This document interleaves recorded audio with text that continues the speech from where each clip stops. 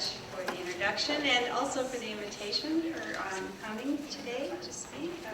Nice to see the post-classic period included.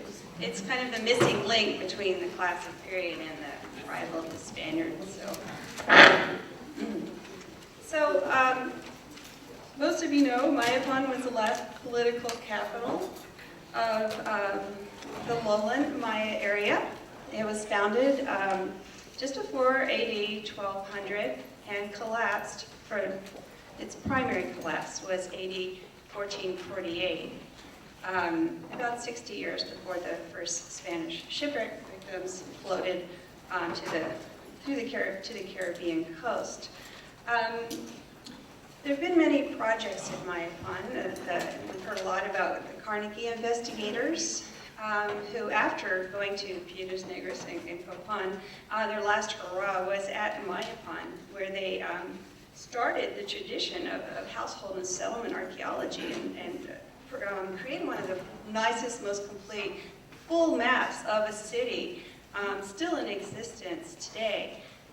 Clifford Brown from Tulane then worked there, and then much later in the 1990s, and my project co-director Carlos Peraza with INA Yucatan began restoring the site for tourism. The site center here, this is the Temple of Kukulkan, which is the principal pyramid in the Monumental Center.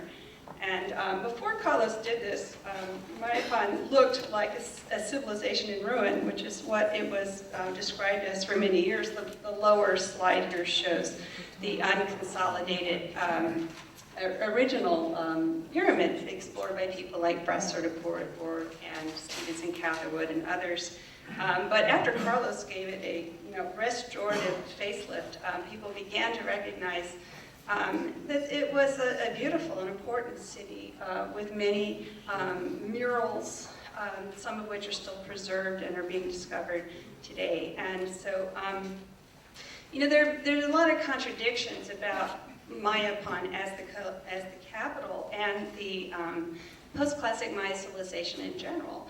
On the one hand, it's been compared to the classic period as being fractious and weak and decentralized, primarily because the institution of divine kingship was no longer emphasized in the writing and art of the period. So you don't get the tombs in the temples and the hieroglyphic record. They continue to write, and I'm sure Simon will touch on the calendrical and religious emphasis of the writing, but for this reason, it was cast as sort of a weak aftermath, and the Carnegie, for all the great work they did, didn't think that much of Mayapan. I think it's really hard to live there. It's 110 degrees in the shade today, and I think it was then in the 1950s when they worked there. And if you read Shar Solomon's biography of Tatiana Proskoryakov, she really captures the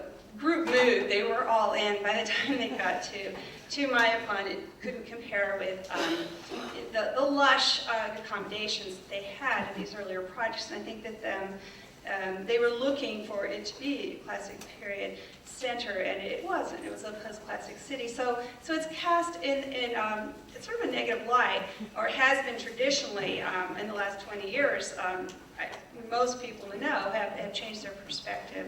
And the other contradiction is that it's been hailed since the work of Rathje and Sabloff on Cozumel and others, that the period has been hailed as a commercially prosperous one with far-reaching exchange ties to the Gulf of Mexico, all the way around the peninsula to as far as Honduras, and is part of a huge world system of exchange, commerce, prosperity, mercantile wealth, a proliferation of religious and bureaucratic offices, and a network of cities and towns covering the entire peninsula. So reconciling these two models is really, interesting. And today I'm going to touch on that. Mayapan fell in 1448, and because it's such a late city, it's on the threshold of history. So people remembered it and wrote about it in the colonial era, and described it, the final war that brought the city down in 1448, where the Shu family, one of the factions of the city's confederacy, massacred most of the members of the ruling Kukulkan family, culminating in, they tore down the city wall. This was a big battle, and people retreated back to their hometowns until the Spanish came. And this is the story you get then, one of a divided, politically barely hanging together kind of city. Archaeologically, we get a very different picture, at least for part of the city's history. And so I don't think you can look at Mayapan simply from the tales that endured into the colonial era. You have to look at the archaeology independently, and that's what we've done. And the city did have a hard time, and it collapsed, tragically. But there's in the tale of its collapse, which is prolonged, which we now see to have been 100, maybe 150 years long, containing with sort of episodic bouts of pestilence, famine, drought, and other travesties. Embedded in the story is also a resiliency. The city was able to withstand a lot before it fell. It held on for a long, long time. It resurged, revitalized briefly before circumstances that I think were largely beyond its control, bore down on the city again. And so, yes, there were factions, and yes, there was warfare, but to some extent, I think our work wants to look deeper at what was behind the faction, what shortages might have driven this kind of conflict and challenged the prosperity of the city. So today I'm just going to review a few slides on the archaeology of urbanism at Mayapan that we've conducted since 2001 and show you some aspects of the complexity of the urban landscape, the complexity of the social and economic institutions, that we never really knew before we looked outside of the Monumental Center at the urban landscape, and some indicators of the prosperity and the degree to which the city was tied into and dependent on the region and the outside world. And then having established that, we'll look at new information on its prolonged decline, which touches on the themes of resiliency and ultimately its collapse. So I'll just run through a few slides for about 5 or 10 minutes to give you an overview of the urban landscape of the city. And there's Mayapan here, and these were the territories, the political territories that were allied into its confederation or council government and it was allied very closely with some powerful East Coast polities, according to documentary sources. The Carnegie map, the entire walled settlement. This is a 9.1 kilometer circumference wall. All these little white things are structures. So the urban density is very great, uncharacteristically so. It really sets Mayapan apart from earlier cities in the Maya area. The little dark dots here are cenotes. These are water sources for the city. There's more than we know about. We're still finding new ones all the time. And the city wall had 12 gates. Some of the major ones all had vaulted entrances. At its time, it was probably at least 3 meters high with an inner parapet going all the way around. So while it's at one point, the city was very prosperous, it was concerned with defense, and warfare was a major industry and an undertaking of its government. There's an emphasis on sacrifice and warfare and weaponry in the art and in the archaeology of households, and the wall itself is the biggest testimony to this. I had to put in a slide of Gustav Strömsvik here since Ricardo talked about him yesterday. He's one of the Carnegie investigators, and I'll show you structure that he dug later on.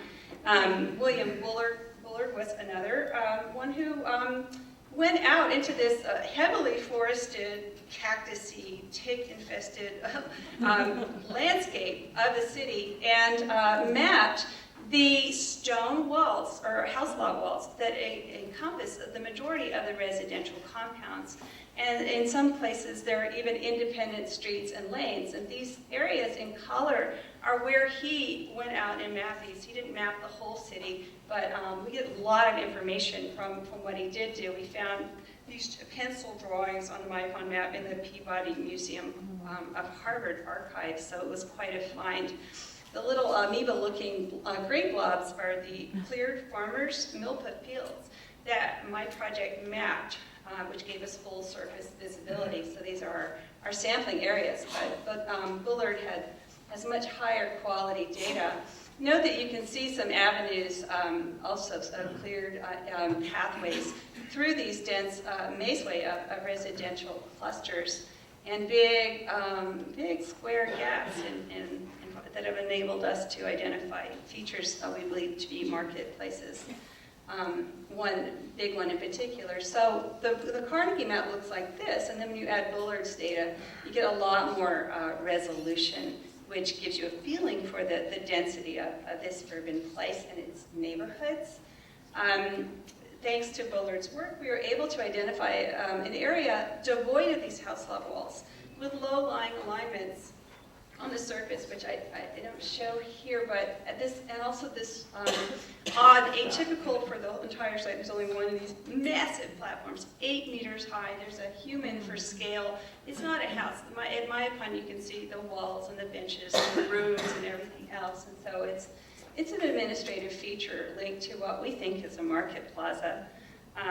Bruce Dahlin and Richard Terry, Bruce is very interested in markets, found some alignments also of soil phosphates in this open plaza, suggesting that it might have been used as a marketplace. We do need to do more work there, but this was the upscale neighborhood for the city. There's a cluster of elite residences here, an outlying temple, the 3 largest palaces of the city are here, a portal gate to the Monumental Center is there, and so this is really, downtown Mayapan, a hub, if you will. If you go visit the site, it doesn't look this big. INA only owns 1/26 of the walled portion of the center, and that's the Monumental Center. And then when, most of it is still not restored, but Carlos has done these 2 large plazas here, and the rest is still in forest. So that's what you see when you go there. A number of temples that some resemble the features of Chichen Itza, some don't. At least 18 large meeting houses or council houses, colonnaded halls for members of the city's confederacy are present. And no, we don't get palaces right in the main plaza, or even right next to it, but they ring it in the general vicinity in downtown Mayapan. This is a nice drawing of one of the colonnaded halls at Mayapan, where they found out that a lot of these were sculpted, plaster sculpted columns of effigies of gods and ancestral deities as well. And they would have been roofed with a stone and mortar and covered in plaster and murals and sculptures. This is a composite map of Mayapan, then showing the purple are smaller elite residences in the neighborhoods, the blue are the largest palaces, outlying features, streets, and so on. Bradley Russell, one of my former PhD students, went out into the forest and did 8 transects outside the wall and realized that the city was formerly thought to have housed 10 to 11,000 people, actually probably housed 15 to 17,000 people. So there were populations living, if his transects are an accurate sample of the entire circumference, about half a kilometer out from the city wall. This was also its sustaining area, which becomes really important. These are just outlying colonnaded halls and temples in the city's landscape that help to provide focal nodes for neighborhoods. And we recently, in 2009, worked at one of these, Chen. It's an outlying ceremonial group that, in many respects, has most of the features you see in the buildings of the Monumental Center. And it's out by an eastern gate next to a large cenote. And one thing Bradley found was a colonnaded hall right outside of the city wall. So that wasn't even in his transect. So there could be all kinds of other administrative features beyond the wall that would be exciting to find shortly. So this is the Itzmalchen Temple. Again, almost 2 kilometers from the site center, but inside the wall. And we restored, Carlos and I restored this temple and this colonnaded hall here. I'll just give you some highlights. There's Carlos and his field directors, Pedro Delgado and Barbara Escamilla. And this is the before and after shot for the temple. It's, in terms of volume, it's the second largest temple in the post-classic Maya world that I know of. It's not big by Copan standards, but impressive nonetheless for an outlying ceremonial group. The sculptures, this is a sample of the sculptures we found. Some are big, some are small. Reflect a very pluralistic religious practice. They performed period-ending ceremonies suggested by turtles that are linked to cartoon cycles. But there are a number of other deities that you see in the Maya codices, and an emphasis on serpents, probably linked to Kukulkan, or the feathered serpent patron deity of the city. But it's not nothing is simple. When you do archaeology here, what you see is a complex layer of signatures, and certainly that's what we found here. This is just the nicest sculpture of serpent from Temple Itzmalchen here. And the hall itself also had a number of frontal diminutive sculptures, and also a large serpent that would have been suspended from one of its rooms in its stone ceiling. And this cute little Itzan deity effigy cup kind of looks like the deity you see portrayed in the Maya codices. It's in the altar of the hall at Itzmalchen. One thing that was rather unique for the temple was this offering on the surface of a stone turkey sculpture, and some pieces of effigy censers, a bifacial knife, and a sherd, a plain sherd, which is kind of interesting. But I like that there's a turkey there. One thing we've been working on is looking at the way Mayapan elites celebrated the staple products of daily life in their public art. And so the turkey and deer were two of the main staples for the city. We know from the animal bones there, and even at the temple of Kukulkan, you see a woman at a grinding maize at the foot of the east staircase of the main temple. And so this was a nod to the staple of the city. Bradley has found a number of features then outside the city wall, which I don't have that much time to talk about, but there are lime burning kilns outside of the city, concentrations of residential groups, granaries, apiaries, outbuildings, and all of this. Even inside the city, some space would have been available for agriculture, open spaces between these house lots here, or even walled fields. Would have been options for my agriculturalists, raising food for the city. And next summer, we're going to have a full map of this entire 50-kilometer radius around the city through LiDAR, and so which is the new way to map without walking on the surface. And so we'll know the full population of the city, the diversity of its sustaining structures outside the wall, and we'll also be able to map every street and every house lot, like a medieval city, all the way through the walled area. So we're very excited about that. The area is inhospitable as it is. Brad is 6'5", so the corn can grow pretty tall at Mayapan in a good year, but not all years were good years for ancient cities, and so.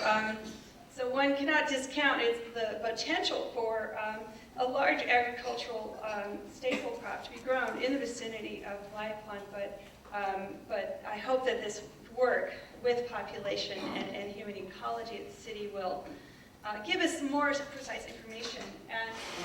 And in our surveys, all these colored dots are craft workshops that specialize in stone tools, or pottery, or shell ornaments, or obsidian blades, or combinations of these.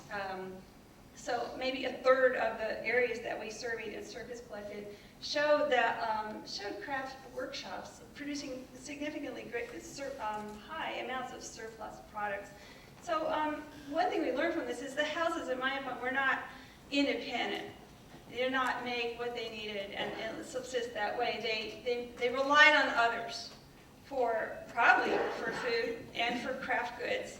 And some of these products would have been traded, at least regionally, to the coasts and other places like that. What we did find also is that downtown Mayapan has a crafts barrio, a neighborhood of crafts specialists concentrated there.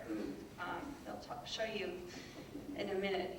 This is that neighborhood then, and all these circles are places where the houses were engaged in surplus craft production for exchange, and we dug 3 of those houses completely and found, to look a little more deeply at what they were doing. And this is the total number of fully excavated houses at Mayapan from 4 different locations in the city that provide us with the sample that we need. And although we did find some craft producers, others, like this one here, and this one, and this one, were not engaged in craft production. These people were probably performing military service. They didn't even have a full domestic retinue. They had a lot of projectile points. These people were probably farmers, and other houses seem to have been engaged in domestic service. There are houses with 7 metaches just sitting on the surface, and so occupational specialization was diverse even beyond the crafting. And this is in full agreement with what Londa said about Mayapan and contact period society in general. What's striking about the city is that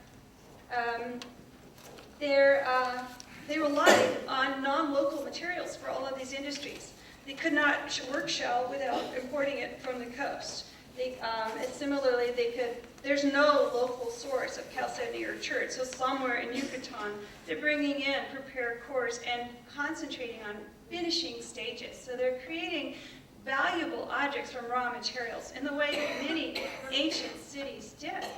And this is really interesting, and I won't go into the full argument, but I think they imported a lot of cotton because there's only under 20 spindle whorls for spinning cotton thread have ever been found at Mayapan, despite millions of shirts. And this is in direct contrast with Cozumel or sites in Belize where I've worked. So we do know that they, and this is remarkable. For example, 95% of the city's obsidian comes from the Ixtepeque volcano here. And if you took the most conservative estimate, 1 out of 3 tools in the city was made of this obsidian. And that's including every single flake that shows evidence of use wear, which I analyzed with a magnification hand lens. And most projects don't even quantify the number of utilized flakes. So if you took those out and just looked at formal tools, the ratio would be much higher. So this illustrates very clearly the city's dependency on the outside world. Not that it needed to do that, but it chose to do that. And it had the options to do that because the commercial exchange networks were there. So just to emphasize the prosperity, I'll show you a couple of slides of mortuary remains. This is a commoner-sized house living next to a palace. This is probably the nicest burial, one of the nicest found at Mayapan, but it's not in a royal context. They may be related, however, to an elite family. But this is one grave. This stuff was found with a child who was part of a family tomb, a monkey effigy, bell. The rings are so small they had to fit a child here, a copper ring and a shell ring, anklets and bracelets of shell and copper bells, copper tweezers, spondylus pendants, and so on. And so at one point, the city was prosperous. Not everyone was this prosperous out near the wall. The houses are poorer. They have partial vessels as offerings or a couple of deer bones. And that's what I would expect for an ancient city, that you have a mixture. of prosperity in the commoner class. But this is another beautiful ceramic urn from that burial. And this house is really neat. It's next to an elite palace. This is the only case we have of any producer producing directly for a palatial elite. And this individual was buried here in the middle of his house with the tools of his trade, with pigment and a copper bell and a plastering tool. At the house was found a vessel with fine plaster.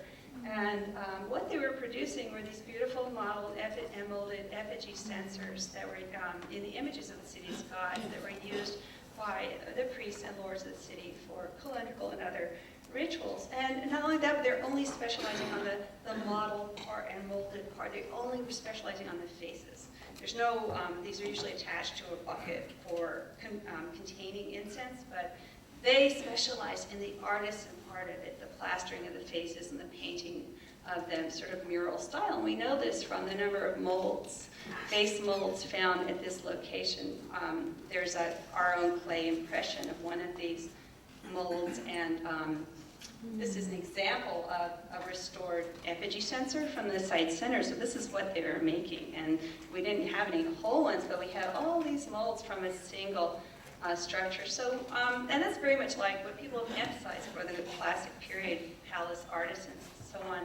But even in the ordinary tool industries, you look at the bottom, this chalcedony at the bottom is translucent and beautiful and smooth, and the material at the top is coarse and patinated and rough. And so even within different workshops, you get making ordinary knives and projectile points and axes, you get a variation in quality of material. So one path we're exploring in looking at urban life at Mayapan is looking at other cities around the world. And this includes earlier Maya cities. It could include any city anywhere, but it's sort of recently started looking at medieval cities a little bit because they were so dense.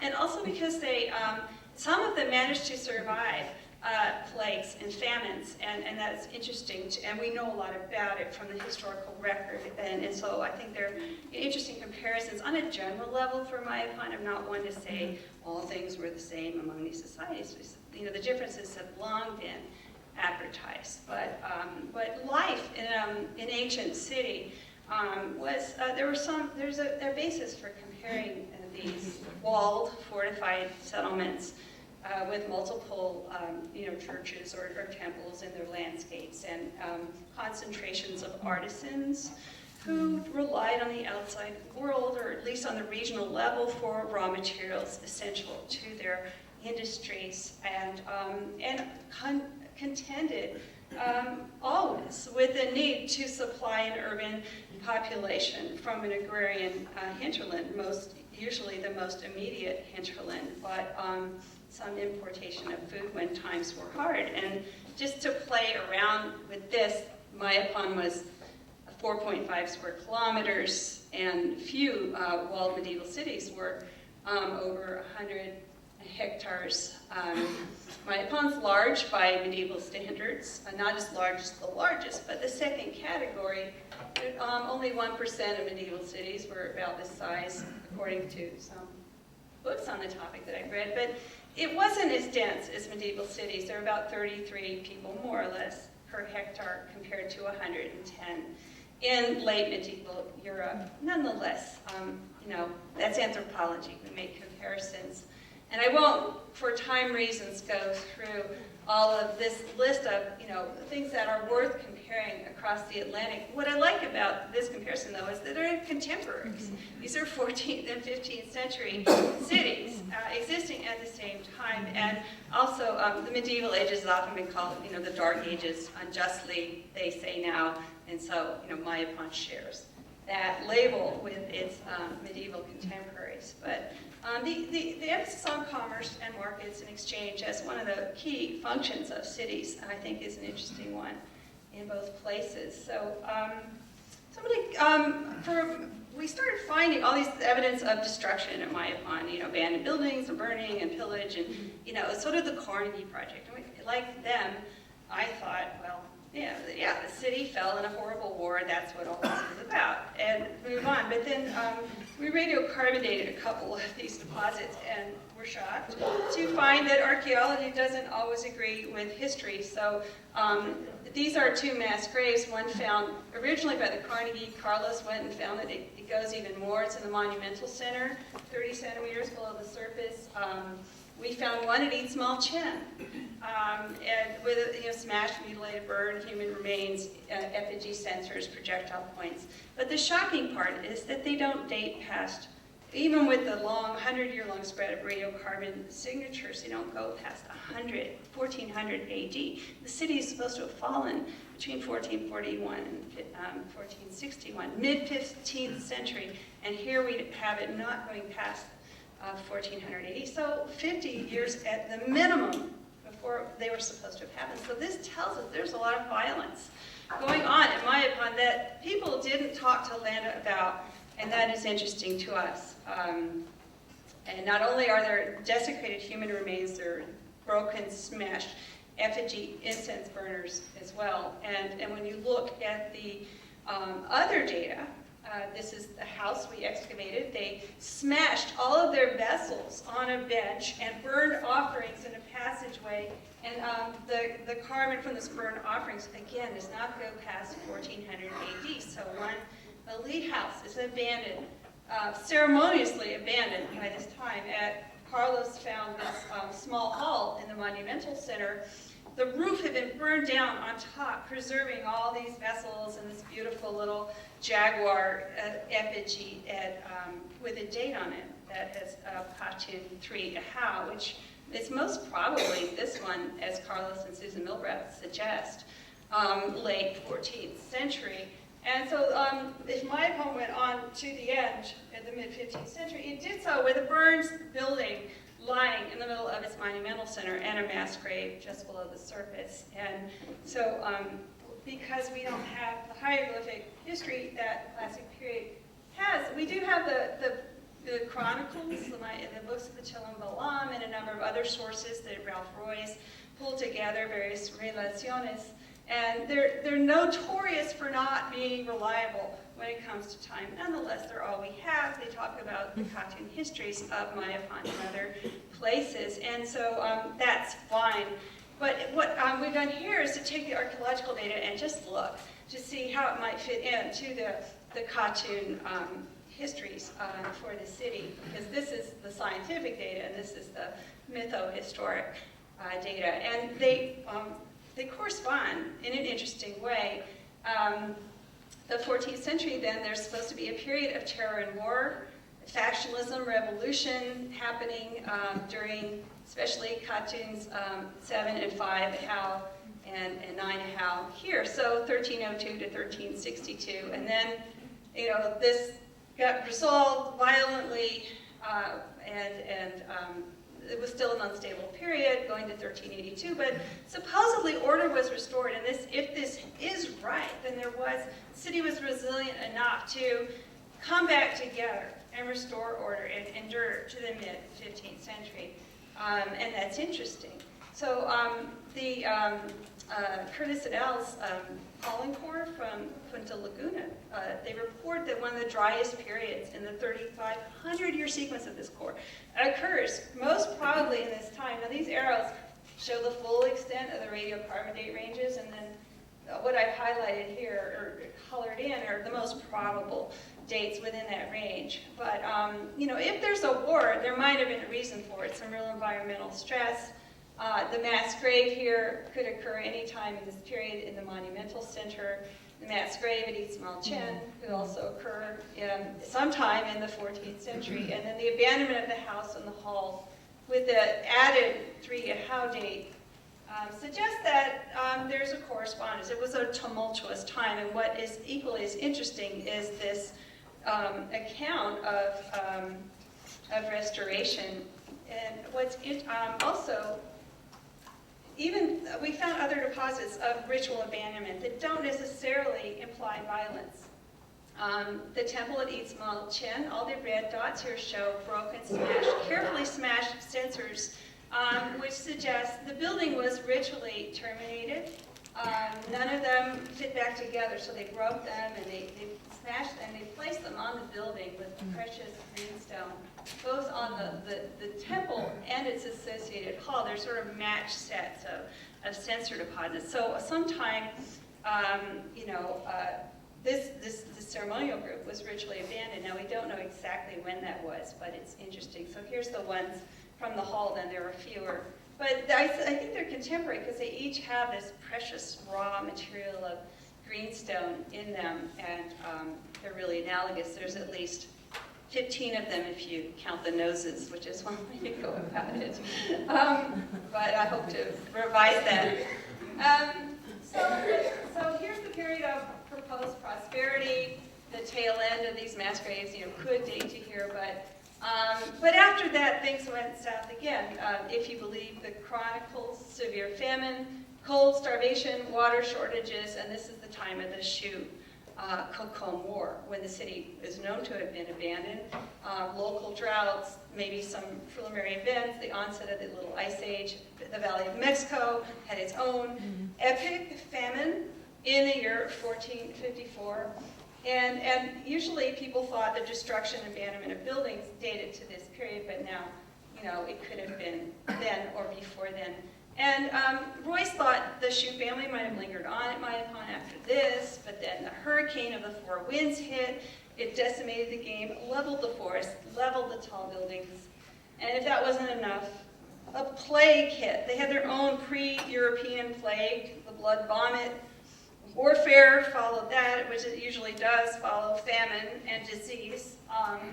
And I don't know about the number being correct, but the chronicles say there was regional warfare at this time.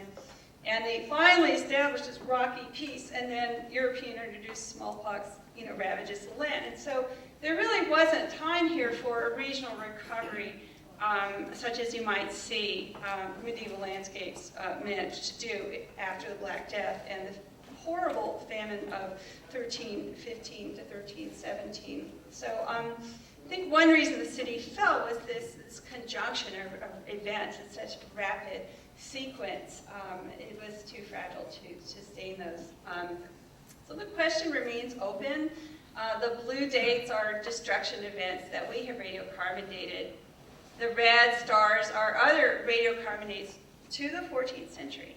And I don't know if they're ritual abandonment or not, but they're all surface deposits of smashed censers and copal and burning and of offerings and things like that. And then you go through the Carnegie reports, and the yellow dots show even more destruction. Floors burned, altars looted with their contents thrown about, smashed censers on the surface, and so on, just like Eat Small Chen. So what we need to do is to try to date more of these, I think, and you go into the settlement zone, and these are more destructive acts that haven't been dated.